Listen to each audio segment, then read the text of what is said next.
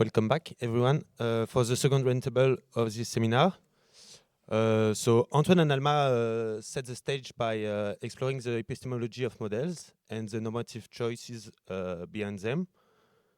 They remind us that models are never neutrals.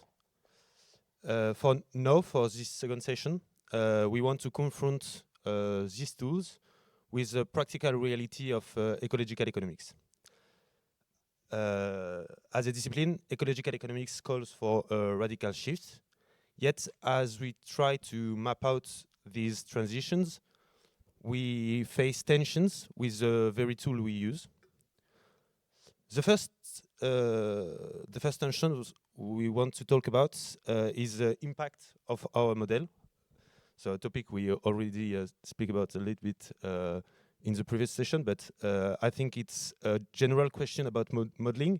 However, the issue is particularly important in the context of ecological and macroeconomics and the significant societal transformation it entails.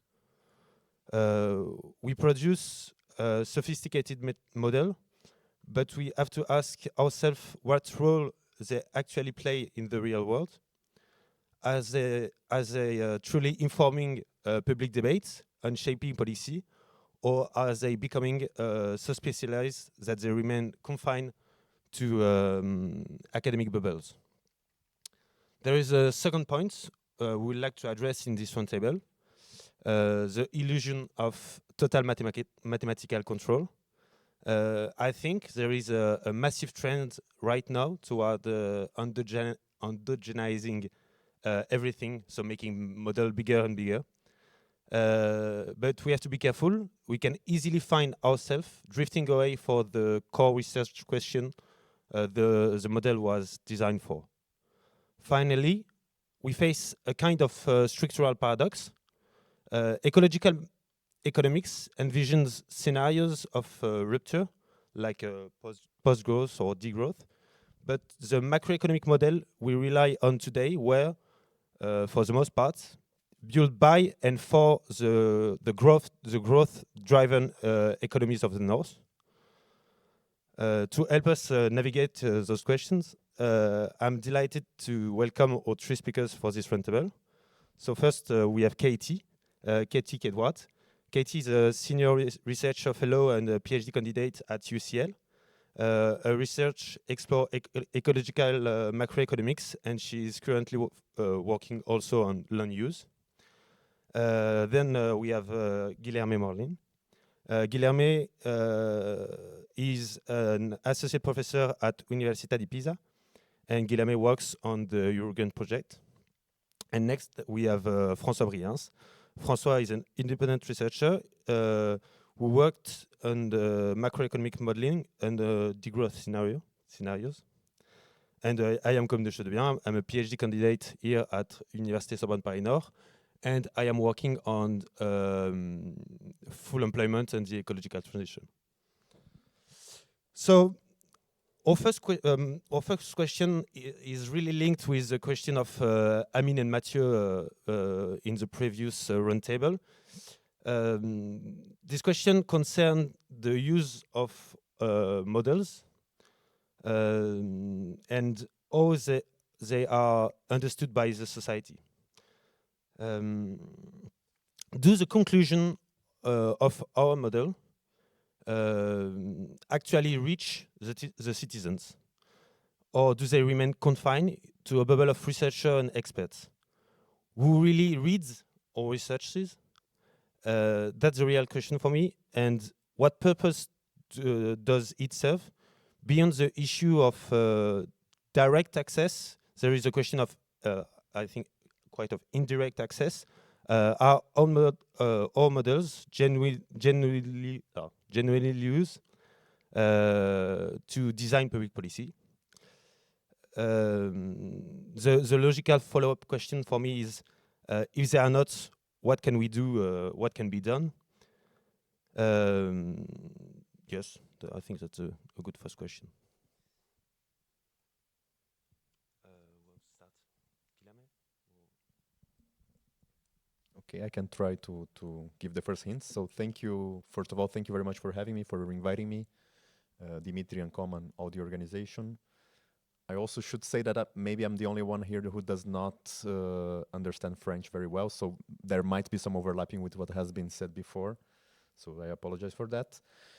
So when Dimitri and Com invited me, I told them that, okay, I have been raised within a heterodox background since the undergrad studies, and I'm very much aware of many skepticism towards modeling that was part of like more of a traditional Keynesian background that I have.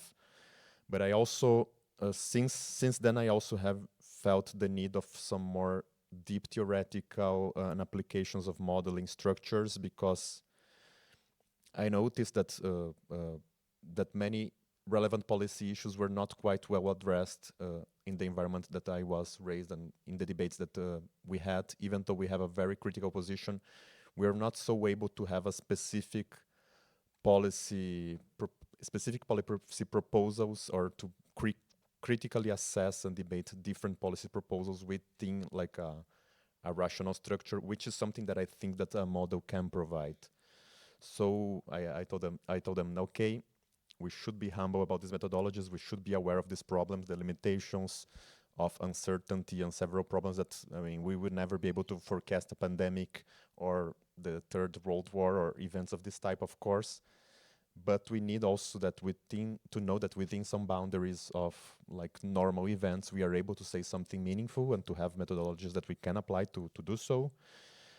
Specifically also because my impression, my beliefs that these models, they can be very relevant to shaping policy making. And I'm currently also, in a way, very much involved with the Brazilian government, for instance.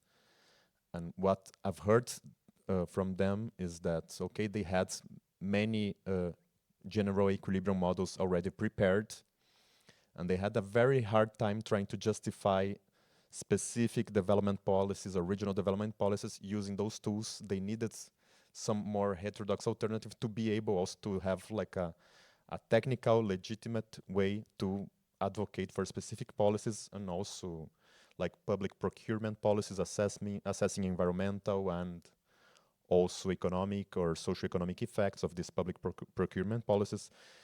And also, in a way, engaging other stakeholders or the regional governments, state-level governments, to be able to believe in those policies and to try to push for those policies. So this need for pluralism also is very important, because the type of policy that you can assess or the type of result that you can get depends a lot on this modeling structure that you have. And we know that there is a dominant one nowadays, which constrains a lot the policy debate, and we can propose an alternative. And specifically in the context of the climate crisis and the energy transition, of course, this becomes even more important. So I think those are a few initial ideas. I don't know who would like to catch up. Yeah, just echoing Guillermo, thank you very much for inviting me to speak at this really fascinating seminar. So I'm going to frame my response in the context of how central banks use models, because this is drawing from my own experience over the past 3 years or so, engaging with central banks through their NGFS, the Network for Greening the Financial System network, who make great use of integrated assessment models to try and understand the risks of climate and biodiversity loss to the economy and financial system. And my observations from kind of engaging with this particular group of policymakers is that models seem to serve a very specific purpose to legitimize work on green topics within central banks. And that's because green topics can often be very contested. Central banks face various internal and external pressures to stay in their lane. And models can serve to depoliticize these topics and make them more palatable and kind of justify internal and maybe external agendas. So when I was working with the NGFS, I worked together with Mathilde Salin, and we conducted a systematic review of the integrated assessment models that are used in trying to understand biodiversity risks. And try to understand how they generated their results. Maybe I'll get onto that in the answer to later questions. But after we did this work, we tried to think through together, are integrated assessment models actually useful for central banks? And we kind of came up with the idea that it depends on what objective they might have. And we distinguish three, which I'll talk through now. On the one hand, you could say that the first objective is a kind of a marketing strategy. So central banks might want to be seen to contributing to the nature risks topic, but at a way that's quite low cost. And that might be just because they're dipping their foot into the nature topic for the first time and they want to explore it. Or it might be because, they're facing a lot of internal conflicts on the topic. So, are IAMs useful in this for achieving this objective? And I think the answer is yes, because they have a lot of credibility from the scientific community. They're already used for climate scenarios. But the problem is they won't show nature to be a material risk from a macroeconomic and a financial perspective, and I'll get on to why that is in answer to future questions. So the kind of implications and the puzzles which comes from this is that by using these integrated assessment models, it implies that central banks maybe are not required to take action on nature, which is a problem because that then leaves the central bank's stance potentially at odds with what their national government is saying and with the aims of international targets. A second objective we could say a central bank has is a more normative one. So they actually want to normatively demonstrate that nature is important to the macroeconomy in order to legitimize their work on it and to justify further intervention. And I think a central banker who would fall into this category is Frank Elderson, for example, who's come up with lots of speeches at the ECB and in his time at the DNB in support of doing this work. So are integrated assessment models useful for this objective? No, actually, because they omit the key risk transmission channels which show key dependencies between nature and the economy. They cannot show the macro criticality of nature. So the implication is, okay, well, we therefore need to improve these existing models. We need to endogenize the dynamics, as we're going to talk about this in future questions. And there are some actors within the NGFS and within central banks today who are now actively trying to push this agenda. But the problem is it's a time-consuming effort. It requires a lot of investment in internal capabilities. And actually, IAMs are not necessarily the best tools for making decisions that central banks need to action their policy toolkits. Which brings me on to the third objective, which is a more practical, action-oriented objective to use modelling to identify potential risks in a precise way and use the outputs of models to actually inform and design policy. Are IAMs useful for this objective? Again, no. They're too global, they're too aggregated, they miss key transmission channels, and they're not fundamentally designed to calibrate central bank policy levers. And the implications of this is really, well, it leans itself to a more multi-method approach of not just relying on models to calibrate different types of central bank policy toolkits, which draws in the question, are like large-scale, very complex computational models even needed within these institutions, and are more discretionary methods more appropriate?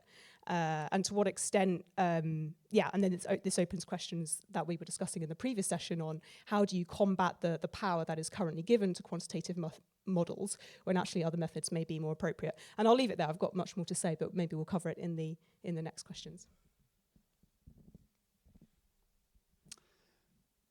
Thank you very much for organizing this discussion, because that's something that 10 years ago we did not have. We have a lot of discussion on models per se, scenarios per se, the equation that we put in it, how we decide to model different things, but we never really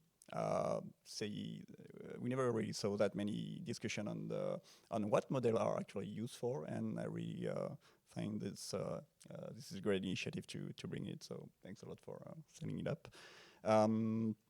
I think that from the first roundtable and also this one, it's something that seems to be quite clear, is that models are not used for what they pretend to be. They pretend to be used generally to create knowledge and to inform policymaking and to inform decision and so on.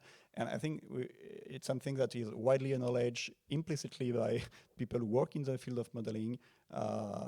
It's just models don't fit this role anymore. I mean, have they been fitting this role already? I'm not sure, but they have a role which is mostly to legitimate the decision-making processes, which is a rhetorical tool. I mean, even if you look look back at the first type of modeling exercise, that quantitative models that were done in the past, if you look at Club of Rome work and limits to growth, and then all the different modeling, global modeling expertise that was developed afterward, you can clearly see from how the equations were designed, how the model were designed, and so on, that these tools were just used to legitimate rational thinking that was already pre-existing before the model was created. And I think that it's still, to a large extent, working this way in the field. So the question is not really what models are used for, but what should they be used for? And I think that there are very important roles.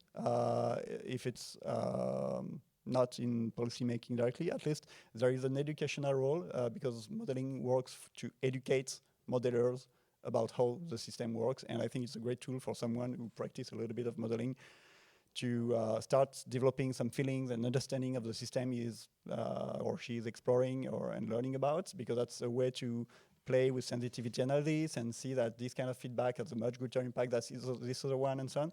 And so it's more of an educational tool, in my opinion. But let's not pretend that it's that much more. And the other thing is that it's a very formalized and structured way of putting together different informations and assumptions. And this makes it interesting as a participative tool.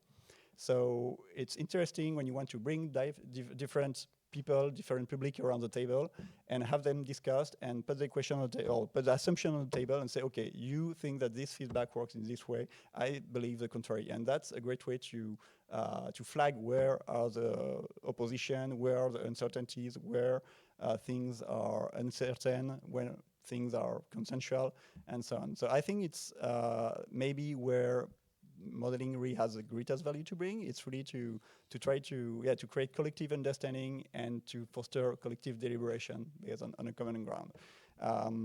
But it's not, I mean, in terms of impact in policymaking, I have a strong question.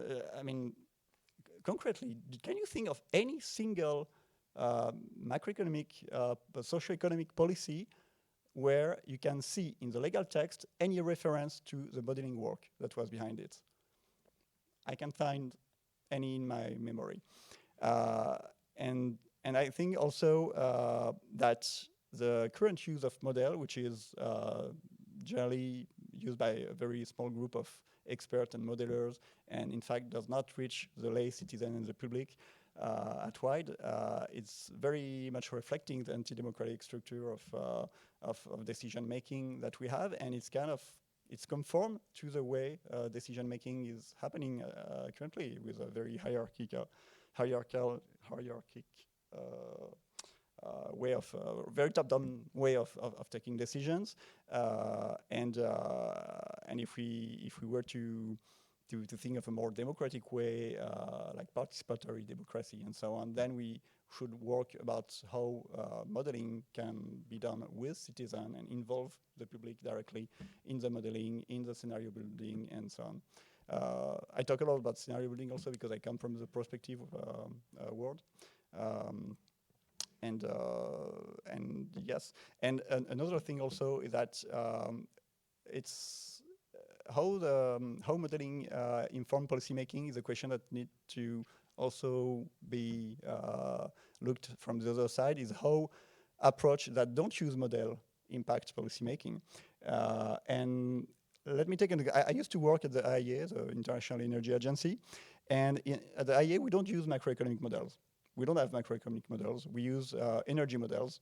Well, they have some kind of economic features, but very sectoral. But we don't have macroeconomic modeling in that. But the policy recommendation that the IEA makes have very far-reaching consequence on macroeconomic aspects in general.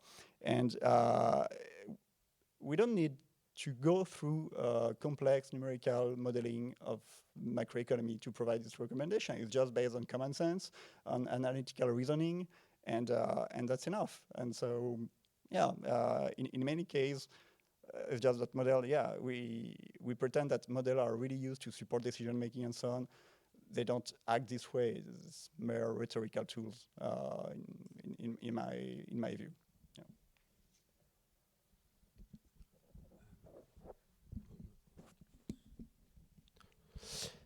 Thank you for those answers. Katie opens the doors of our second question.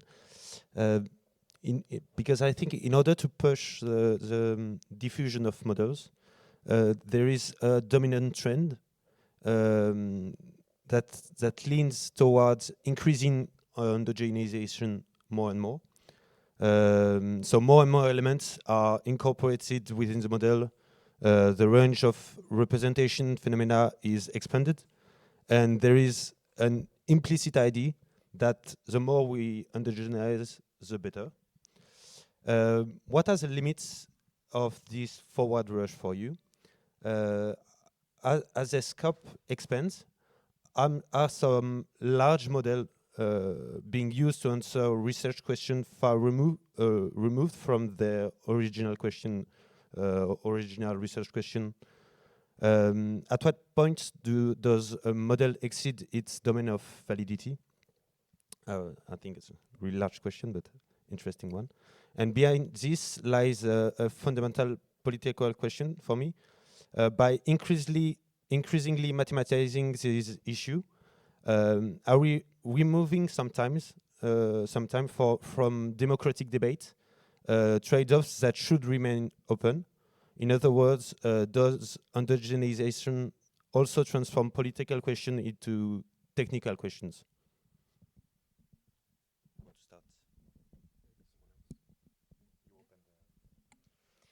Sure. Yeah, I definitely have experienced what I would say large-scale models potentially being used in ways which goes beyond their original intention, in ways that have become problematic. So you could definitely say this for the large-scale integrated assessment models that are now being used by central banks to understand risks to the economy. It's important to remember that these models were designed to understand the impacts of the economy upon, firstly, climate, and then selected aspects of nature. And now what central banks and other policymakers are trying to do is effectively do the inverse, understand the impact of the climate and various aspects of nature upon the economy. And yeah, in our research of these models, we found several problems with this approach because, well, firstly, they miss out key transmission channels relating to types of ecosystem services that might not be included, hence this pressure to kind of endogenize more ecological dynamics. But actually, there are more fundamental structural problems with the economic modules of these integrated assessment models, in that they often overstate the ability of the economy to adapt to large shocks through trade and substitution effects. They have these elasticities of substitution between natural inputs and man-made inputs that are rather easy. And they also have these exogenous growth trajectories, right, through the SSP scenarios. And these exogenous drivers of growth are unaffected by the nature shocks that are being run in the scenarios, which is a problem because you then get these muted macroeconomic impacts, which has the risk of then legitimizing inaction by policymakers. And these characteristics of these models are very implicit. I wouldn't say they're not very well communicated or reported in the disseminated results. So we're definitely getting this kind of trend of the technocratization of how these results are being generated. And so to answer to your question, at what point does a model exceed its domain of validity? From my experience, I would say maybe one aspect is when it becomes too difficult to understand how results are generated from large-scale models. In terms of my own work, it took us 6 months of trawling through documentation for these IAMs, having hours of interviews with the modelling teams to try and understand how, if you implement a biodiversity shock into the model, how does it actually transmit through to affect the macroeconomy? It wasn't a simple process at all. And, we are so-called experts on this with lots of, university education and stuff to kind of inform it. So, and then your question on the push to endogenize more dynamics. So, yeah, I mean, I'm definitely seeing this in the nature-related IAMs as a push to include more ecosystem services, to include pollination and soil infertility. And to a certain extent, I think this is a good effort from the biophysical side, but the problem with the models, I would say, rests with the very limited economic assumptions baked into the economic part of these models, which are usually CGEs or optimal growth models. Alternative methods like ecological macroeconomic models, which I work on, I think could generate very different results using the same inputs from the biophysical models. That would be an interesting avenue. So model pluralism is definitely an answer. However, these heterodox models also face the same limitations in terms of black box complexity. What do you choose to endogenize or not? And the utility of the outputs in terms of actually taking practical decisions. Ultimately, I think you don't need to endogenize everything. Kind of what you were alluding to before, I think scenario design is really important here in that instead of trying to account for every dynamic endogenously in a model, you can actually take the specific scenario you want to design for the particular policy question and design that scenario in a participative way and input it into the model. And I think that can be more effective. Yeah, I'll leave it there. I 100% agree with what you just said. In terms of endogeneity, the thing that there were a few publications that implicitly tend to make people think that the more you endogenize things into a model, the better it is, because the model is more powerful, more representative of the reality, because it's supposed to be a tool that reflects the complexity of the real world. And then in the end, by endogenizing and adding more feedback loops and more things to the model become more complex and maybe more representative of a complex system. But in the end, the big issue with endogenizing all the time is that your model become a complex object itself. And if the purpose of a model is to bring intelligibility, what kind of intelligibility do you get from something which is so complex that you can even get the understanding of the result that you generate? And that happens a lot of time. I mean, I was discussing with teams using CGE models, and I mean, we had difficulties between two teams. We are trying to make a hard linkage between CGE and another bottom-up model from energy sector. And we were not even, I mean, by discussing, we were understanding that they were not even sure what kind of output the model was generating and what was an input from their model. At this stage, I mean, that was ridiculous, really. And in many cases, when you use this kind of CGE, which are based on optimization and so on, it's a black box. I mean, it provides the results, but it's super, super hard to trace back where the result is coming from, what is the sensitivity that triggered it, and so on. And you can have so many assumptions in it and different type of elasticities, which require some kind of calibration, which are always extremely arbitrary because of the way you estimate it and so on. And so every time you try to endogenize things, actually you think that you are having a model which is more representative of the reality, but at the same time, you need to calibrate new parameters and you are adding uncertainty into your model. And so at the same time that your faith in the model increase, the uncertainty of what your model produces and the black box feature of your model increase at the same time. So it's counterproductive, in my opinion, to try to do that. And so there was this kind of research paper which are trying to compare different models for, I don't know, post-growth scenario and this kind of thing, and showing what do they include and what they don't include as feature. And some of them were like, do they include indicators of biodiversity, of land use, of blah, blah, blah, and do they include feedback loops or, I don't know, unemployment and so on. And it was like yes or no or maybe, but not that much. And when you just read a paper quickly, you tend to think that the more boxes are ticked, the better the model is. And it's actually not at all like that we should think about models. So it's really a very perverse way of putting models together and trying to compare them and so on. And so I'm very, very against this trend of trying to endogenize many things into a model. And I think that we need to give much more prominence to the scenario construction and to keeping exogenous a lot of assumptions and things that needs to be discussed and deliberated outside of the model. Because that's the other point that you were asking the question, is that things that stay in the equation of a model remain generally a matter of discussion between experts. But the public almost never gets to these equations. They don't question these equations as much as they question scenario assumptions. And every time something is endogenized, which is translated into mathematics in a model, then you kind of subtract it to scrutiny from the lay audience and from non-experts. While things that are explicitly said in scenario have many more chances to be discussed. So I think it's a matter of transparency, it's a matter of accessibility of the modeling exercise to try to make assumption always visible and so on. And in any case, there are many things that should not be endogenized just because their nature is just that there are levers. Like when you see, for instance, a Taylor rule in a model, I mean, it's a behavioral equation, but it's a political lever as well. You can decide how central banks are supposed to act on interest rate depending on the situation. When you have a question of consumption in a model also, or when you define a utility function and these kind of things, these are behavioral levers and cultural levers that you can actionate in your scenarios.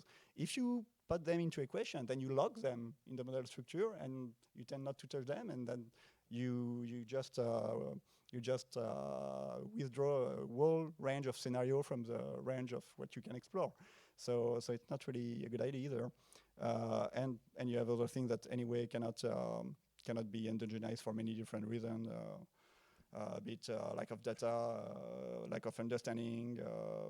So anyway, so yeah, I'm very much against the trend of having more complex, more endogenized model. And I think we need much more narrative-based approach where we have a common, like a main skeleton of a narrative, and then you bring very sectoral modeling where it needs to be, where you need to have additional calculation power to answer some specific questions.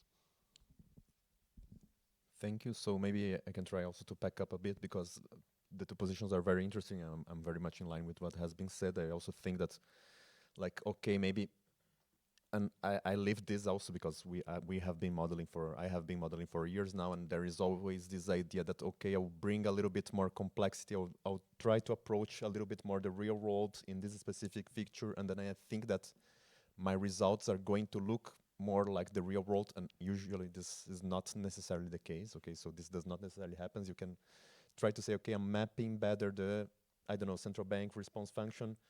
This is how the ECB behaves. I will put there, but then the model behaves weirdly and you get surprised about the results. So adding complexity makes your model more complex, makes more complex to manage your own model, makes you work harder every time that you want to change the model. So it's not necessarily also compatible with your specific object. So I think that parsimony in the modeling is an important principle.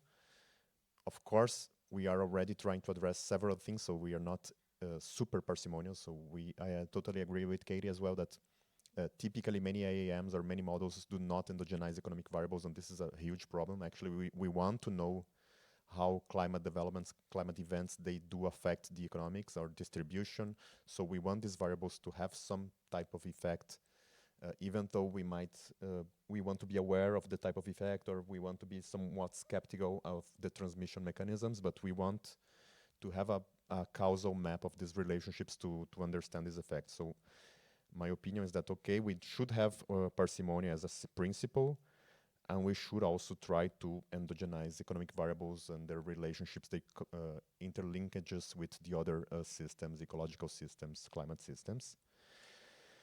As a teacher, maybe one step back that I think is important to say, and that also supervising students, I notice very often that sometimes students, they do not have a very strong background in more simplified theoretical economic models. They just jump into writing a lot of equations and trying to simulate and change parameters and get the results. Simple theoretical models are still very relevant, in my opinion, and at least in my experience in Eurogreen, in other models, the typical relationships that we find in these models, they can appear, they allow you, they help you to interpret results, and they reappear in the more complex models. So if you have productivity or labor supply growing faster than GDP, of course, you tend to have more unemployment.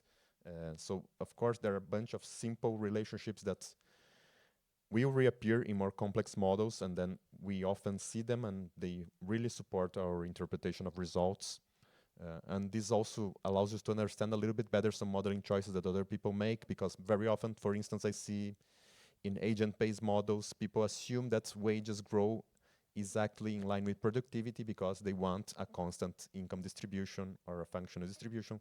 They don't want to have problems arising from the distributive side, so they just adopt some specific rules, which are arbitrary, to avoid having some problems here and there, maybe to focus on other issues, but maybe this is also problematic considering the European case where wages are falling behind productivity. I think it's problematic, but something to keep in mind. But I think that people, especially students or researchers, should also have in mind the simpler theoretical models, because they help you a lot in the process. And in the teaching also, I mean, in PISA, with Tiziano Di Stefano, with Simone D'Alessandro, we are working on a handbook on ecological macroeconomics. And we are also working with simpler but already complex toy IAMs that we have used during teaching. And they are very useful also to allow students to play around with variables, with parameters, to create their own causal chains inside a more complex structure. And those tools, they are not necessarily willing to express the truth about the real world, but they are willing to try to allow students to create critical knowledge about modeling structure and about how changing one assumption here and there can really shape your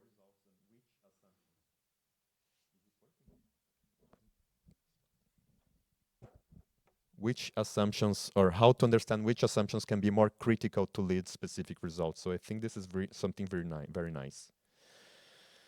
Okay, so in general, I think that a certain degree of complexity might be necessary, but we need to also adapt models and to focus on specific research problems or policy problems. So I think we are more or less on the same page.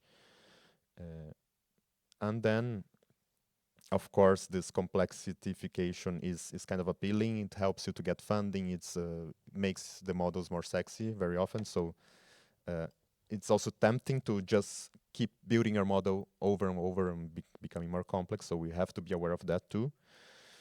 And I think I should also say something more methodological, also related to the democratic part, because on ecological macroeconomics, we discuss also about having this humility about the application of models. So I think is very different from more traditional mainstream IAMs, which tend to be more technocratic, rely on optimization processes. So ecological macroeconomics would advocate more for the exploration of scenarios, allowing for uncertainty and for varying the parameters that define a scenario. So I like very much what you said, like put some things in the scenario and not something automatic inside the model, because this makes this object also of debate and allow you to test different variations of that thing.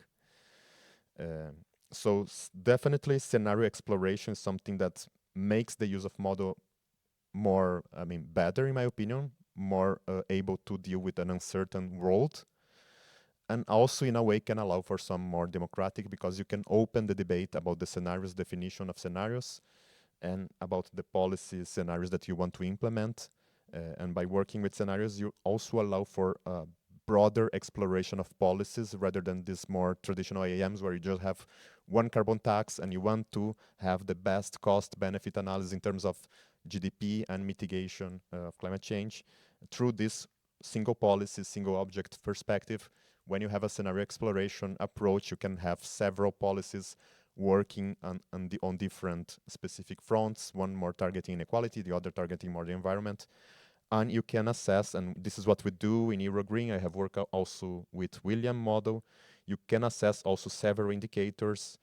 So in Eurogreen, you have even like Gini index, gender gap, time use indicators, so indicators that are not strictly economic, and you can also use them to assess the results of your scenarios. Thank you very much. François already spoke a little bit about comparison of different type of model, because the study of ecological transition through macroeconomics model is marked by deep divergence across very distinct disciplinary traditions. So like CG, SFC, input-output, SFC input-output. With such a wide diversity of models and scenarios, the question of comparison comes up frequently. And I have two questions for you, short questions. How can we compare different models that are really different? And the second question is, do we really need to compare those models, or is there no point at comparing models that are really different? Well, I would go right to the second question, which is no. I mean, I don't see the point of comparing. I don't know if it's yeah. Okay. I don't see the point of comparing two different model results, especially. It's like if you start comparing results from different models, it's a little bit like if you were to compare two pictures taken in different directions or from different angles, and you're like, oh, I don't see the same thing. Yes, of course. I mean, you compare results to questions that were not asked the same way and which were in definitive not the same questions.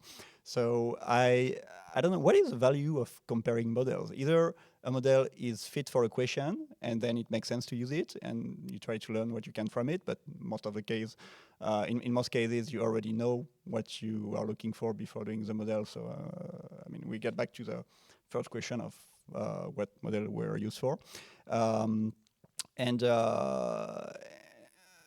And I lost the stream of my mind. But yeah, if you compare model and you see that they are different, what kind of knowledge or conclusion or what can you get in that is interesting for action? I really don't really see the point for that, and it's something that is still being done when comparing scenarios from different models. Like what you all have in mind, maybe this chart from the IPCC with kind of big tree from all different IAM scenarios brought together in the same chart, and it's like hundreds of different scenarios modeled, and it's absurd. You don't have all the assumptions which are behind. Most of them actually come from a limited number of models. But I mean, you cannot compare scenario like that and result like that and model. I mean, it's not really. I really don't see the purpose for that. So for me, either you have a right model I mean, you are asking a very specific question and you need to develop a specific model about that, or to use a model that is really fit for that. Or you have another question and you need to look for another model, but you don't put models together and try to see which one is more accurate. I mean, in definitive, you were left with different answers, and which one is best? You don't even know how to answer that. So I don't know. I don't see the point in comparing models, and I don't think it makes sense in general. Is it me or you? Yeah. Okay. Now I can go. So actually, I think I disagree. I think that comparing models is very important. I agree with you that this more aggregative comparison of results of several different models is not something constructive, but I think my experience is that people are doing more and more comparison, trying to apply scenarios and shocks to models with different structures. In general, I'm in favor of having some methodological pluralism because, well, we might believe that our approach is the best for a specific issue, but if it's not confronted with other approach, with other methodologies, we cannot be sure about it, or the world also can radically change, and we might discover that a specific method that was not perhaps seen as the best may bring some extra information that's useful for us. So I think that fostering pluralism and different methodologies, different models is actually something that can be very useful and very interesting. But I do think that comparison cannot be just, I mean, I think that's very important that models cannot be a black box. Okay, they cannot be something that where you just put values and you get results and you're not aware of the transmission channels, the transmission mechanisms that are operating inside these models. And that's why also I think that comparison should be clear about the more qualitative complex comparison on the operation of these transmission channels inside models. So, for instance, I have seen recently and collaborated in projects where we compare the macroeconomic or distributive impact of climate shocks. And we know that some models deal with climate issues by having the effect of average temperatures on labor productivity. We know that some other models also include the probability of having climate disasters. And by being aware of these differences among the models, I think we can also understand a little bit better what shapes the results, and this is, in my opinion, something that can be useful.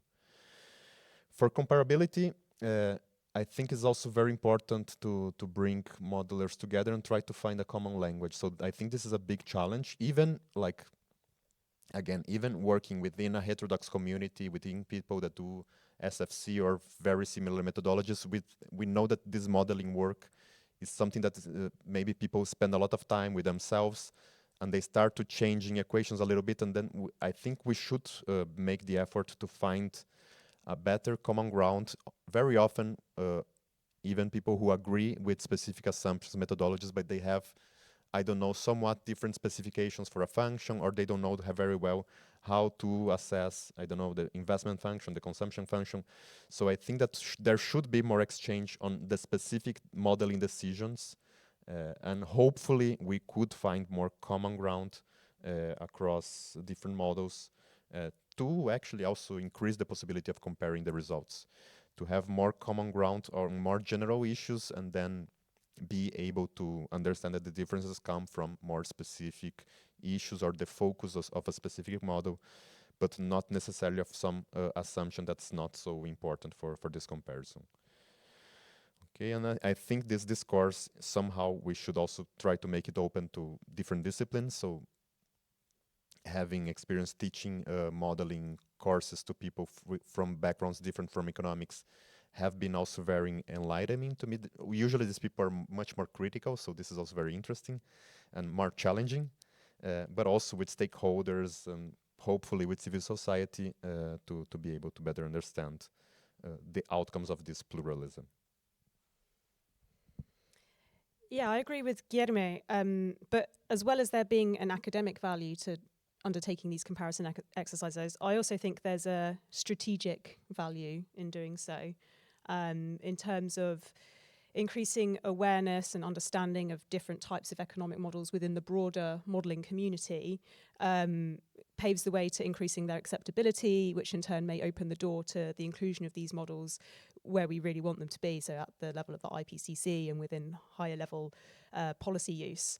It's worth saying that model intercomparison exercises are actually really big in the natural sciences. They're kind of used as a way of acknowledging model uncertainty and that no one model is the model to serve all models. And I think this kind of attitude is something we should try and promote more in economics. You could imagine a scenario where you have imagine an exercise, where you have the same type of climate scenario that's put into firstly a CGE, but then also like an ecological macro model. And you could say, okay, the CGE, we're running it here because we're assuming an economy which has a high degree of adaptability to shocks through the various assumptions that we're all familiar with. But also we're going to compare the results with a model that takes a more strong sustainability perspective, that accounts for differences between global north, global south, and kind of the other characteristics of those models. And I think that would help to raise awareness amongst the broader integrated assessment modelling community that CGEs can perhaps serve some contexts, but not all of them, which is the current assumption, and that alternative models exist. Of course, it's another question whether heterodox models ever get invited to participate in such efforts, and I think that's where policy institutions can really help facilitate the dialogue, and the NGFS has sort of opened the door to starting this kind of pluralistic approach, although it's still at a very early stage. And from my own experience, it's worth saying that the modelers who I have encountered who actually work on these large-scale integrated assessment models, quite often they don't have backgrounds in like hardcore neoclassical economics. Quite often they're coming from engineering, from the environmental sciences, and they've sort of veered into economic modelling because they've joined this institution where they've inherited the CGE, and that's kind of the only thing they know. So when you talk to them, they're very aware of the arbitrary ad hoc choices that have been made in the economic components of their modelling, and they're actually quite curious about alternative methods. It's just they haven't encountered them before. So I think this is an opportunity specifically within the integrated assessment modelling community that might not exist, say, within other aspects of macroeconomics, but there's an opportunity there to promote more heterodox macro models.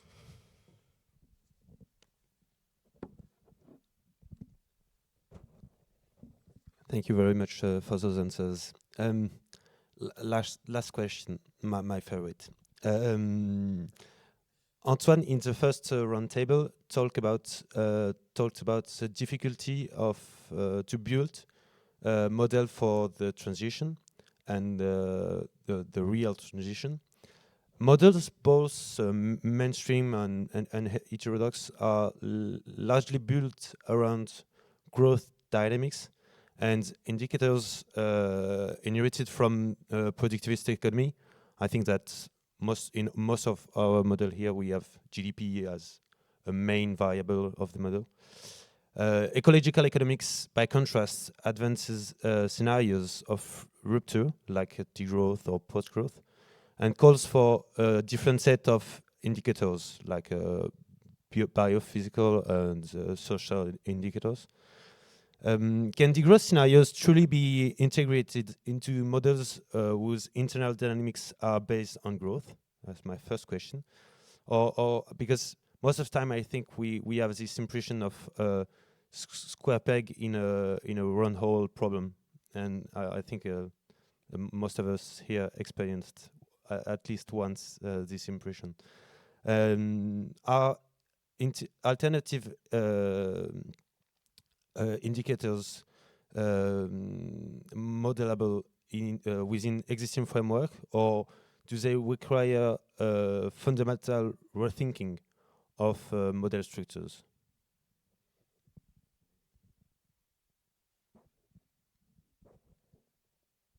Okay.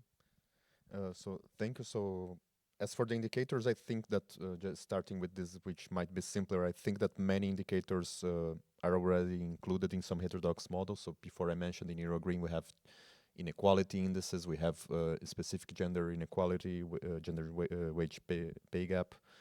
We have some time use indicators. So there are possibilities to explore much broader issues than in the typical economic or macroeconomic model already with existing structures. For degrowth policies, well, so models usually are designed to try to capture, represent reality, and probably this is something that Antoine mentioned before, I didn't get in French.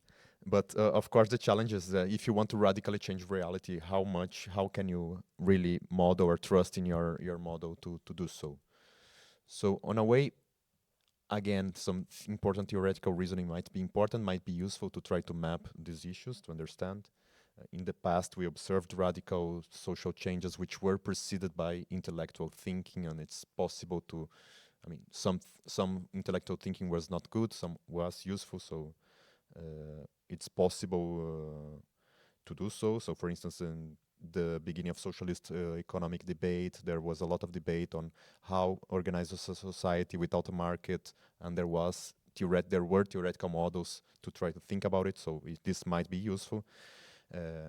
On the other hand, models, I want to bring the idea that models, they are not only tools to represent reality or to try to create a representation of reality, they might also be used as a consistency framework to try to, a consistency machine that allows us to create a mental map, put together causal relationships, try to study how they are interlinked and which emerging properties can arise from these relationships, which are the sources of uncertainties, which are the sources of that lead the results of that system. And this might be useful for us to analyze even different types of organizations or societies. The other issue is that if we don't model, how can we assess what never happened, right? We cannot do an empirical assessment of policies that were never tried because they were never tried. We need to have some type of assessment. We need to provide some type of quantitative or at least qualitative result for society if we want to propose a policy and if we want to critically and democratically also debate that policy. We cannot just say, okay, I technocratically think that this is the best to reduce the working time to 20 hours a week. I need to have an idea of how this impacts unit labor costs, productivity, maybe inflation, maybe exports, if you depend a lot on exporting labor-intensive goods.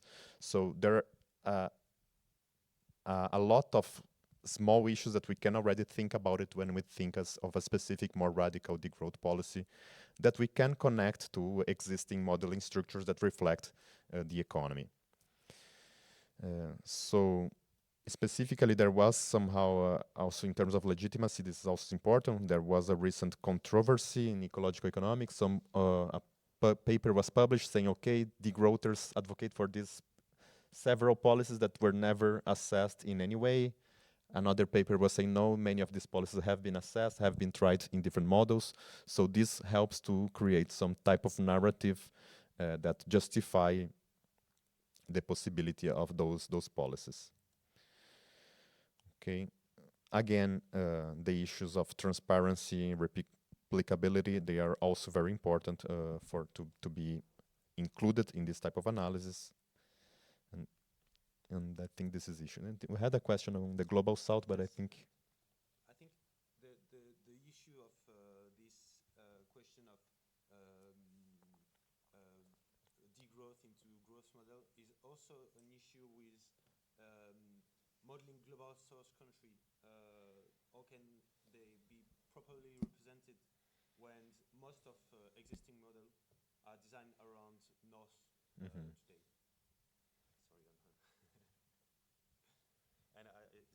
Okay. Okay. No, so yeah, so I remember there was something about the global south, and I think that on the one hand, I do feel your point. I do understand you, and I have seen many applications of like global north models, for instance, to Brazil, Latin America, which try to discuss the energy transition in very much European terms, while like ecological issues in a country like Brazil, they're not so strictly connected to the electricity sector, because we have more than 90% of renewable energy electricity production, while most of the emissions come from land use change, deforestation, cattle production. So it's completely different problem than what's typically addressed like in Italy, for instance. And on the other hand, there are additional challenges that sometimes can be overlooked. So we know that developing countries, they are peripherally integrated in an international monetary system where they do not emit currencies with which they can pay their own liabilities. So this means that they have a financial external constraint, a balance of payment constraints.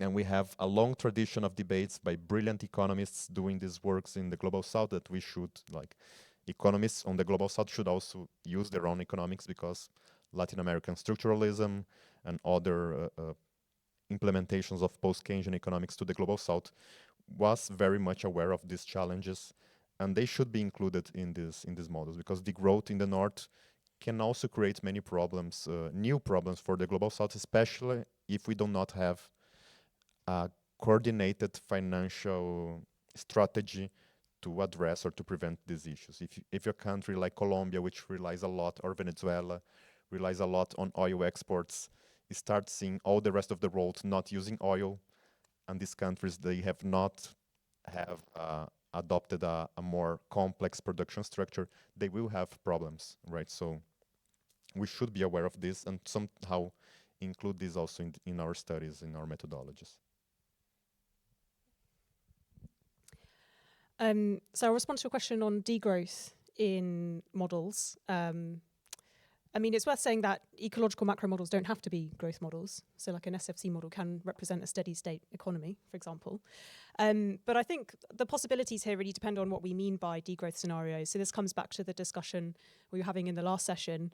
If by degrowth scenario we mean like a trajectory towards a degrowth outcome. So, for example, we have an exogenous scenario input that's put into a model, which is a trajectory of reduced material or energy use, for example, in the global north. And then we use the model to understand the macro dynamics. Then I think heterodox models have got a lot to offer here, because they are showing how the economy of today may react in the short to medium term to these types of trajectories, and obviously look at impacts not only on growth, but also on the other alternative indicators Guillermo's also mentioned in terms of impacts on prices, functional income and wealth distribution, dynamics in the financial sector. What needs to be done better here in heterodox models is more transparency on what actually drives growth in the models, because this can sometimes be quite implicit, where the sources of autonomous demand are, or assumptions on exogenous trajectories of productivity growth. Because if you're going to implement a degrowth scenario, then that the feedback loops need to kind of be accounted for on those autonomous or exogenous components of growth. Another type of degrowth scenario is kind of, I guess, the more radical one, where we're talking about scenarios where we're investigating all of the different various policies and institutional changes that eventually may lead to degrowth. And I think, well, I would argue all models would struggle to adequately capture the totality of such a transition from the economy today to the ideal. It's kind of what Antoine was alluding to in the previous session, this tension between models that are good at capturing our current reality versus those that can model a bifurcation, because it requires this combination of behavioural and technological and institutional changes all at once. But I do think there's a role for smaller, perhaps more stylized models that confine themselves to a particular dimension of this bifurcation, but also used in combinations with other tools like qualitative models, the strategy games that they do at the AFD, and even scenario design. I think even the exercise of coming up with degrowth scenarios can be very informative and generate a lot of valuable learning outcomes.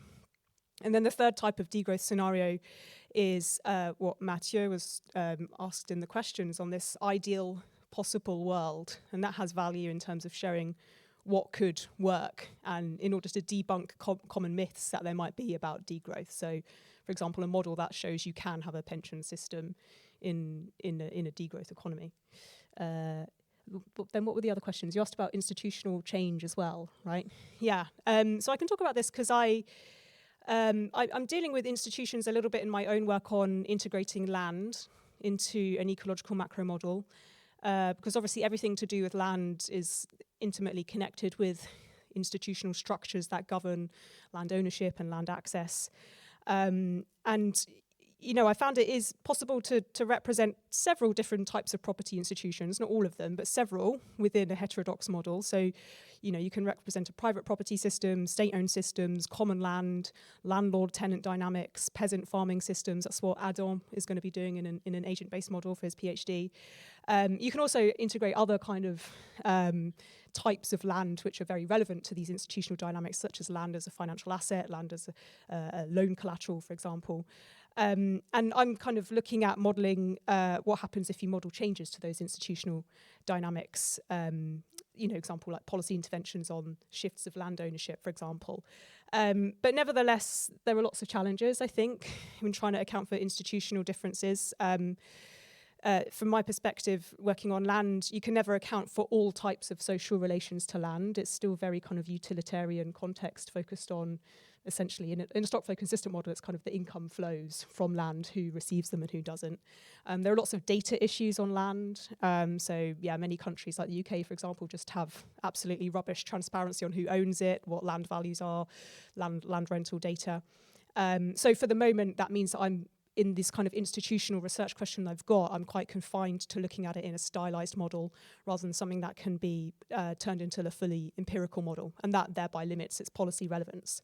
So that keeps it a challenge. But even so, I think there are useful insights that can be drawn from stylized models. They just hold less power in the policy debates.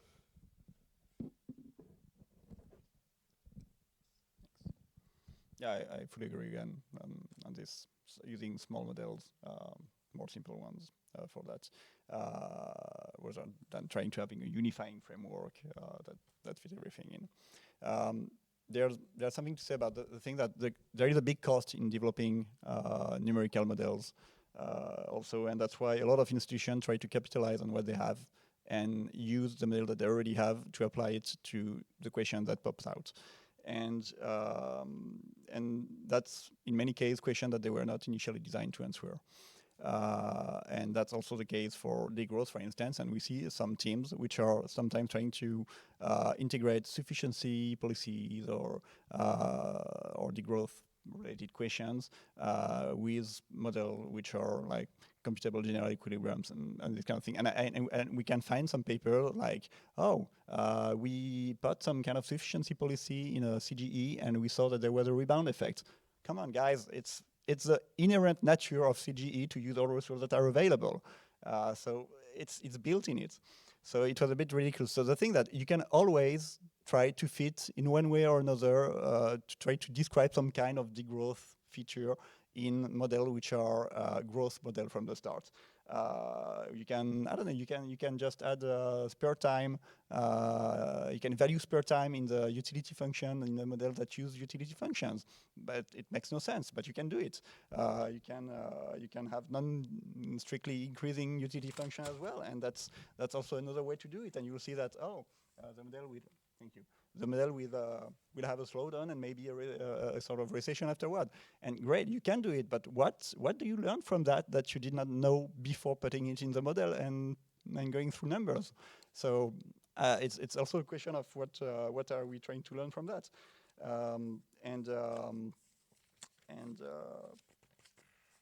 Oops, sorry.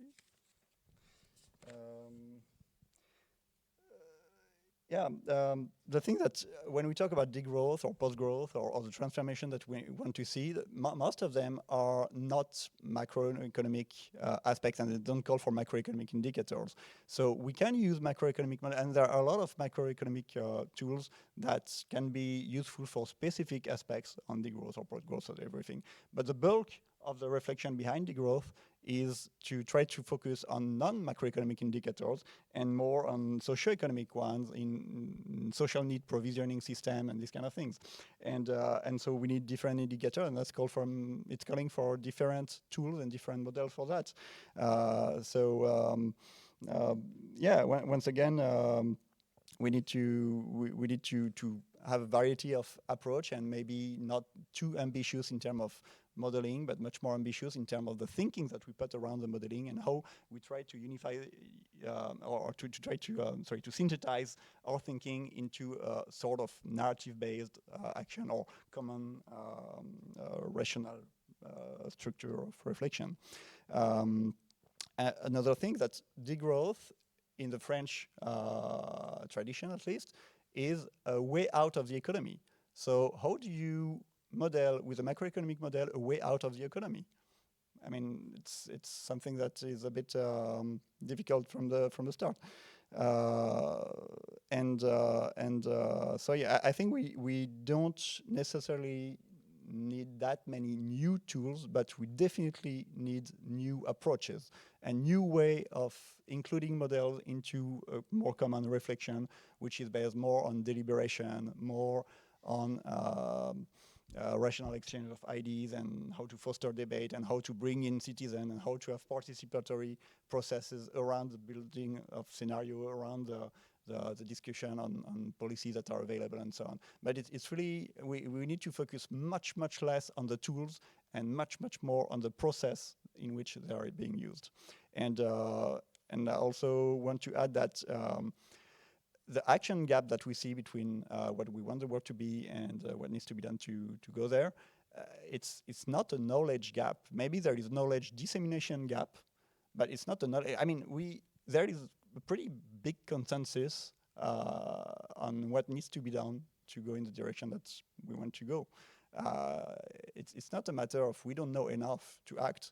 It's mostly a matter that the knowledge is not distributed in the right area and the poor relationship in society are such that we are in a value conflict in the end. So it's not a matter of having to create new knowledge